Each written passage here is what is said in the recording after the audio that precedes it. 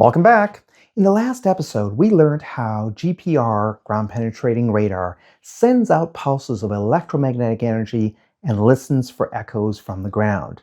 Now, we'll explore the machines themselves, the different types of GPR and their antennas. We'll see how impulse and continuous wave radars differ, what bow tie, dipole, and horn antennas actually do, and why the bandwidth of an antenna often limits performance more than the electronics themselves do. Then, we'll look at multi-channel systems, high-speed horn antenna radars, and even some drone-mounted GPRs. By the end, you'll understand that there isn't just one best radar. There's only the right tool for the right job. Let's start with the biggest divide, the impulse GPR compared to the continuous wave GPR. Now, the vast majority of commercial GPRs are impulse systems. They generate an ultra-short pulse, just a few nanoseconds long, and record the echoes in the time domain as a function of time. Each pulse covers a wide range of frequencies, like the flash of a camera containing many colors. Now, that wide bandwidth gives excellent resolution and allows a single pulse to detect both deep and shallow targets. However, an impulse system requires very fast electronics, and signal levels can be small, especially at deeper depths.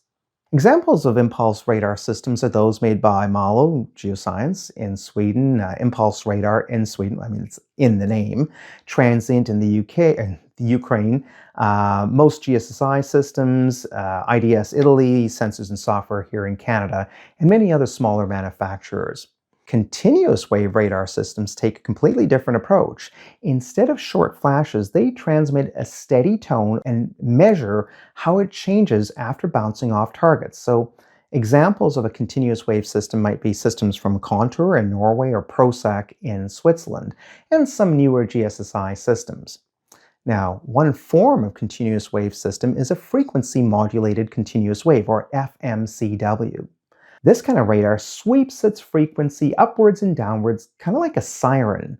By analyzing the phase shift between the transmitted and received signals, it determines the range and reflection strength of the reflector. Another approach is the step frequency or continuous wave, or SFCW. Here, the radar sends many individual tones at discrete frequencies, like a chirp, and combines them mathematically to reconstruct what an impulse would look like. SFCW systems are energy efficient and can achieve great dynamic range, but they're still limited by the antenna's bandwidth. Even if the electronics sweep over an entire frequency range, say from 40 megahertz to 6 gigahertz, the antennas themselves only radiate energy efficiently within its physical design limits. That's why in practice, the antenna, not the transmitter, sets the performance envelope of a GPR system. So let's explore these antennas themselves, the parts that turn the electrical energy into electromagnetic waves. Now, most GPRs use one of three main styles, a dipole, a bow tie, or a horn type antenna. Dipole antennas are the simplest. They are two straight pieces of metal wire, basically, pointing in opposite directions, with the transmitter and receiver in the middle of each of those. When the radar pulse energizes them, electrons surge back and forth along each arm, radiating energy outwards. They're resonant devices, which means they work best when their length is about 1/2 the wavelength of the signal they want to transmit. So a dipole tuned for 200 megahertz has arms about 3/4 of a meter long, and it performs beautifully around that frequency range. But push it up to 1 gigahertz and it becomes incredibly inefficient. The current no longer distributes evenly, and the antenna can't properly launch or receive those much shorter wavelengths. Dipoles are efficient and inexpensive, but they're relatively narrow band. To broaden that range, engineers developed bow tie antennas. Essentially, they are dipoles that flare outwards like the wings of a butterfly. Their triangular shape smooths the transition from the feed point to free space, reducing reflections and those standing waves. Now, this bow tie design, they literally look like a bow tie, allows the antenna to handle a wide range of frequency, often an octave or more, while maintaining consistent impedance. Bow ties are the true workhorses of GPR. They are compact, they're rugged, they're capable of launching those ultra short or ultra fast pulses that define GPR. Nearly every GPR system on the market today uses some form of bow tie antenna.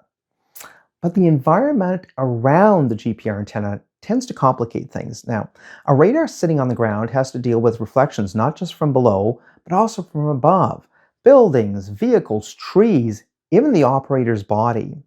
To minimize this, what we call surface clutter, engineers often shield bow tie antennas. The most common design is simply to enclose the upper part of the antenna with a metallic or carbon-loaded absorber called RAM, radar absorbent material, formed into kind of like a half box that blocks upward radiation. So it's like a cage, it's called a Faraday cage, around the antenna. When it's done well, this focuses nearly all of the energy downwards into the ground, obviously improving clarity and reducing noise from the air. However, shielding introduces its own challenges. Absorbers add weight and thicknesses, making the antennas bulkier and less portable. More critically, though, shielding becomes difficult as antennas get lower and lower in frequency. So, for example, low-frequency antennas, say from 50 to 100 megahertz, can be several meters long, and enclosing them fully in a lightweight radio-absorbing shell is practically impossible if we want to move them. That's why low-frequency radar systems below, say, 100 megahertz are almost always unshielded. They radiate in all directions, which means they pick up more environmental noise and reflections from the above ground, but this is a necessary compromise to maintain efficiency and reasonable weight for something that sees very deep into the ground. Shielded antennas are therefore most practical in the mid to high frequency range, say above 200 megahertz, the kinds that we use for pavement, concrete, shallow utility surveys where the physical size stays somewhat manageable. Shielding also affects the antenna impedance and pulse shape. If the enclosure is too small or too reflective, it distorts the emitted waveform and it introduces ringing, small secondary echoes that appear as ghost reflections in the radargram. They are seen as horizontal lines. Designing a good bow tie shield is a careful balance between isolation, weight, and waveform fidelity. And it's very much part science, a little bit of science, and a lot of art. It's important to remember that the lower the frequency, the less effective the shielding.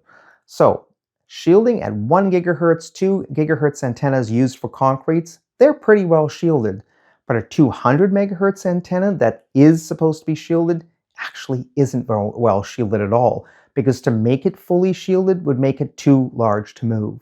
Let's look at horn antennas, the other major type of antennas used in GPR. A horn looks like a metal megaphone or a flared box. It guides electromagnetic waves from a single feed point through an expanding cavity, shaping them into a narrow, it's actually a directed beam, much like a megaphone. Horn antennas are directional and efficient. Because they can find the energy path, they waste very little power and they produce a clean, forward-focused field. This makes them ideal for non-contact GPR, where antennas don't touch the ground. Systems mounted on vehicles for high-speed pavement inspection or bridge deck surveys. Horn antennas, or railway ballast surveys, horn antennas excel at higher frequency, typically, more than 1 gigahertz, where their physical size remains manageable. But there's a catch. The lower the frequency, the longer the wavelength, and the larger the horn must be to function efficiently. So let's say a horn antenna that works well at 1 gigahertz might be about, 20 to 30 centimeters across. Now scale that down to 500 megahertz and the size doubles. Scale it down to 250 megahertz, the size is 4 times. Now we're talking more than a meter across and nearly 2 meters tall. Below about 1 gigahertz, horns become unwieldy, heavy, and just hard to mount and aim. So that's one major reason why they're not used for deep penetrating radar. Despite their efficiency, horn antennas do have some quirks. They're sensitive to their height and tilt, Some changes, even small changes in the standoff distance from the ground, can shift the apparent depth of reflections. They also produce a narrower footprint than bow ties, which means that they cover less ground per pass, but deliver sharper definition. Horns dominate high-frequency pavement surveys, non-contact stuff. Bow ties remain the versatile choice for general-purpose GPR, and simple dipoles still shine for very deep applications, where size and shielding are secondary to just raw power and range. So one important takeaway here: even the best electronics in the world can't overcome antenna physics. The antenna's dimensions determine its frequency range, radiation pattern, and efficiency. It's like a musical instrument. You can tune and amplify the sound, but hey, no matter what you do, a flute can't play bass notes, and a bass drum can't play treble. In radar, the antenna sets the voice of the system, defining how deep, how sharp, and how clearly we can see beneath the ground. Traditional GPR uses one transmitter and one receive antenna. A multi-channel system uses several pairs side by side, often 4, 8, 16, I think even up to 50 now, all scanning at the same time. Now, these multi-channel array systems creates a wide swath of coverage in a single pass. They're ideal for highways, airport runways, or large archaeological surveys. The advantages are obvious, like higher speed and the ability to build true three-dimensional images of the subsurface. And with overlapping data from multiple antennas, the system can detect continuous utilities or voids and visualize them in full 3D. But these systems have their trade-offs. A multi-channel array, I should say, can weigh tens of kilograms, and each antenna pair requires its own electronics, making the system expensive and fairly power-hungry. There's also less space for shielding between the antennas, increasing crosstalk, and usually there are more noisy systems. So for these reasons, multi-channel GPRs are perfect for large, flat areas, but are less well suited to rough or confined terrain. They're a very, very powerful tool, but they're not the most portable. The last thing we want to address is, in recent years, we've seen the emergence of small drone-mounted GPRs. By attaching lightweight radars to drones, scientists can survey hazardous or remote terrain, glaciers, deserts, landscapes like landslides, or even polar ice. Drone GPR typically operates at lower frequencies, around 200, 100 megahertz, to maximize depth penetration. They'll often use a small dipole or even sometimes a small horn antenna suspended below the drone to reduce interference. The advantages are obvious: access to areas unreachable by vehicles, faster surveys, and reduced risk to people. But there are limitations. In anything but snow or ice or extreme hyper-arid deserts, the penetration and resolution of a drone system is a fraction, sometimes a tiny fraction, of what a surface radar would produce. Now, we'll cover drone GPRs in a later episode in depth. What have we learned? Impulse GPRs send a nanosecond width pulse for broadband width and very detailed imaging. Continuous wave systems measure phase shifts for efficient, precise data. Dipole antennas are simple, narrow bands for low-frequency stuff. Bow ties are wideband, and versatile horn antennas are for directional and highly efficient non-contact pavement surveys. Multi-channel GPRs are full 3D coverage, but tend to be large, heavy, and a bit costly. Each design serves a purpose: depth versus detail, portability versus power. There's no one-size-fits-all. Choosing the right radar is about understanding all of these trade-offs. In the next episode, we'll dive into how GPR data is collected, the field techniques, the grids, and the tricks professionals use to make sense of the subsurface. I hope to see you next time.